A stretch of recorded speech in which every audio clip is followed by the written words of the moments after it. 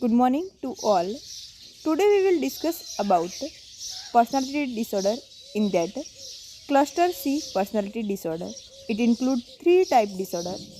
First one is a avoidant personality disorder, second one is a dependent personality disorder, and third one is a obsessive compulsive personality disorder.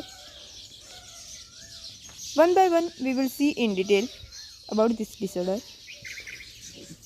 In cluster C, first one is a avoidant personality disorder, that also known as anxious personality disorder. Means in that person will avoid social contact, or he will get social anxiety when he is in social contact. Anxious personality disorder is marked by feeling of inadequacy, extreme social anxiety, social withdrawal, and hypersensitivity to other opinion.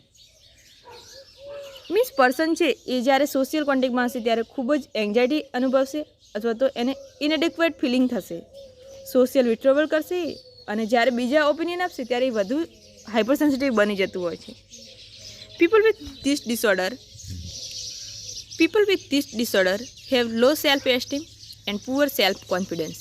Means કે આ disorder લોકો હોય છે એમનું self esteem લો થઈ જાય છે, કારણ કે બીજાના ઓપિનિયન સાંભળીને બહુ જ ગિલ્ટ ફિલિંગ કરતા હોય છે ઘણી વખત, કે ના આણે મારા વિશે આ વિચાર્યું, નેગેટિવ ફિલિંગ ધરાવતા હોય છે, અને એમનો સેલ્ફ કોન્ફિડન્સ હોય છે એ પણ લો હોય છે.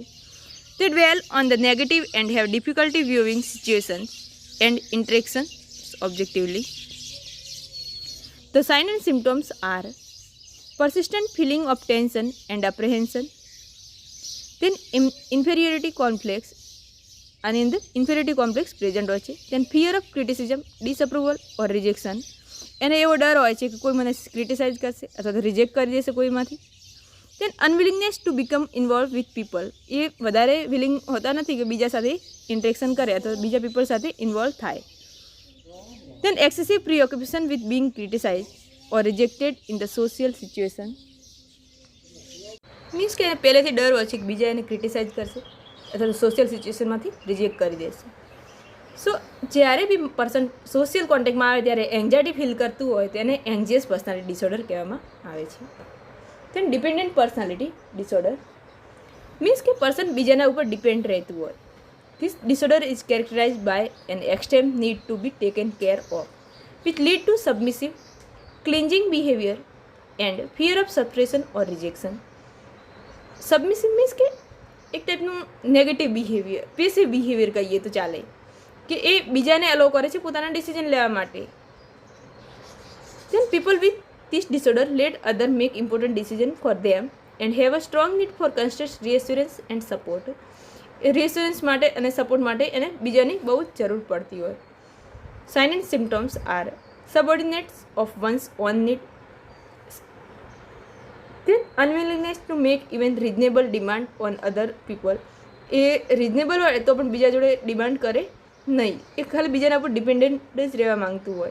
then inability to take decision, પોતે જાતે ડિસિઝન લઈ શકતું ન હોય. then feeling uncomfortable or helpless when alone, એ એકલું હોય ત્યારે એવું ફીલ કરે કે એ હેલ્પલેસ છે અથવા તો એ કમ્ફર્ટેબલ ફિલિંગ ના. then થર્ડ છે ઓબ્સેસિવ કમ્પલ્સિવ પર્સનાલિટી ડિસઓર્ડર, એને બીજા નામે અનાન્કેસ્ટિક તરીકે પણ ઓળખવામાં આવે છે. This disorder is mark by pervasive desire for perfection and order at the expense of openness, flexibility and efficiency. Means આની અંદર પર્સનને પરફેક્શન વધારે જોઈતું હોય અને એ ડાઉટ પણ વધારે કરતું હોય, અને એને કોઈ બી રૂલ્સ અથવા શેડ્યુલ સાથે પ્રી ઓક્યુપેશન હોય અને બીજાને પણ એ વસ્તુ ફોલો કરાવતું હોય. This disorder it mostly involve high standard, stubborn behavior, rigidity, perfection, doubt, caution.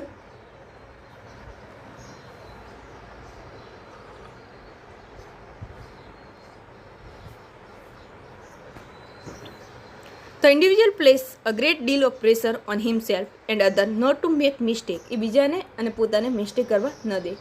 may have a constant sense of righteous indignation and feeling of anger and contempt, means કે act of despite, તો આની અંદર person છે એ રાઇટિયસ ઇન્ડાઇજેશન means કે anger over મિસટ્રીટમેન્ટ, કોઈ મિસટ્રીટ કરે તો એને એંગર થઈ જતું હોય છે. then force himself and other to follow right and moral principle. A moral principal અને રાઇટ ફોલો સ્ટાન્ડર્ડ પરફોર્મન્સ કરવા માટે બીજાને ફોલો કરે, ફોર્સ કરે છે અને પોતાને પણ. આના સાઇન એન્ડ સિમ્ટમ્સની અંદર feeling of excessive doubt and pause જોવા મળશે. then preoccupation with detail, rules, list, order or schedule. then perfectionism, rigidity and stubbornness, બહુ રિજિડ અથવા સ્ટબોર્ન બિહેવિયરવાળો જોવા મળે. then હાઈ સ્ટાન્ડર્ડ, બહુ વધારે સ્ટાન્ડર્ડવાળું, એ રૂલ્સ રેગ્યુલેશન પ્રિન્સિપલ દરેક વસ્તુ ફોલો કરતું હોય. then next we will see about etiology. બધા જ ટાઈપના પર્સનાલિટી ડિસઓર્ડરની ઇટિયોલોજી કોમન આપેલી છે. અ હેરિડિટી ફેક્ટર, એની અંદર ક્રોમોઝોમલ અથવા તો જેનેટિક પ્રીડિસ્પોઝનના લીધે પર્સનાલિટી ડિસઓર્ડર આપણને જોવા મળતું હોય, સાયકોપેથ પ્રોબ્લેમના લીધે. then relation of personality disorder to mental disorder. Personality ડિસઓર્ડરની મેન્ટલ ડિસઓર્ડર સાથેની રિલેશનશિપ છે. તો ઘણા પર્સનાલિટી ડિસઓર્ડરના લીધે સિઝોફ્રેનિયા વધારે ડેવલપ થતું હોય છે. તો schizoid personality are considered to be a partial expression of schizophrenia. then third, personality disorder and upbringing means કે જે પેરેન્ટ્સ ચાઇલ્ડની રિલેશનશિપ છે એ ડિસ્ટર્બ થાય તો એના લીધે પર્સનાલિટી ડિસઓર્ડર ડેવલપ થતું હોય છે. એના સિવાયના અધર કોઝની અંદર મેટરનલ ડિપ્રાઇવેશન, જે મધરહુડ લવ મળવો જોઈએ બાળપણની અંદર એ ન થાય અને મધર અને ચાઇલ્ડ સેપરેટ થઈ જાય તો એના લીધે મેટરનલ ડિપ્રાઇવેશન થાય છે. સ્પેશિયલી ઇન એન્ટીસોશિયલ પર્સનાલિટી એના લીધે ડેવલપ થાય છે. then borderline personality are more likely to report physical and sexual abuse in childhood. જો ફિઝિકલ અને સેક્સ્યુઅલ અબ્યુઝ થતું હોય ચાઇલ્ડ પર તો એના લીધે બોર્ડરલાઇન પર્સનાલિટી ડેવલપ થાય છે. then histrionic personality is said to occur as a result of failure to resolve Oedipal complex. જે ઇલેક્ટ્રા અને ઓડિપલ કોમ્પ્લેક્સ હતા તેમાંથી ઓડિપલ કોમ્પ્લેક્સ રિઝોલ્વ ના થાય તો હિસ્ટોનિક પર્સનાલિટી ડેવલપ થાય છે. એના સિવાય જે રિપ્રેશન ડિફેન્સ મિકેનિઝમ છે જે સિઝોફ્રેનિયાની અંદર આપણને જોવા મળે છે એ જો વધારે યુઝ કરવામાં આવે તો પણ હિસ્ટોનિક પર્સનાલિટી ડેવલપ થાય છે. then dependent personality may be due to fixation in the oral stage of development. Oral સ્ટેજની અંદર જ્યારે ફિક્સેશન આવે તો એના લીધે ડિપેન્ડન્ટ પર્સનાલિટી ડેવલપ થાય છે. then paranoid personality. Paranoid personality mostly trust absence હોવાના લીધે થાય છે અને અફેક્શન પ્રોબ્લેમના લીધે. then ટ્રીટમેન્ટ, કોઈ પર્ટિક્યુલર ટ્રીટમેન્ટ નથી કે જે ડ્રગ્સ છે એ પણ પર્ટિક્યુલર નથી, એનો લિમિટેડ રોલ છે આની અંદર ટ્રીટ કરવામાં. Personality disorder is often difficult to treat. Drugs treatment has a very limited role and may be use if associated mental illness like depression or psychosis is present. જો depression અથવા તો સાયકોસિસ personality ડિસઓર્ડરના associated હોય તો treatment use થાય છે. Individual અને group psychotherapy use થાય છે. તેન થેરાપ્યુટિક કમ્યુનિટી યુઝ થાય છે એન્ડ બિહેવિયરલ થેરાપી પણ યુઝ થાય છે. Manipulation of the social environment can be tried. જે સોશિયલ એન્વાયરમેન્ટ છે એને મેનિપ્યુલેટ કરીને પણ ટ્રીટ કરવા ટ્રાય કરવામાં આવે છે. સો આના મેનેજમેન્ટમાં ઇન્ડિવિજ્યુઅલ અને ગ્રુપ સાયકોથેરાપી, થેરાપ્યુટિક કમ્યુનિટી અને બિહેવિયર થેરાપી યુઝ થાય છે. આના સિવાય રિલેટેડ જે બી ડિસઓર્ડર હોય એના પ્રમાણે એને ટ્રીટ કરવામાં આવતું હોય છે. then we will see in detail about some common personality disorder management. First one is antisocial personality disorder. In that first, convey an accepting attitude toward the patient. Be honest.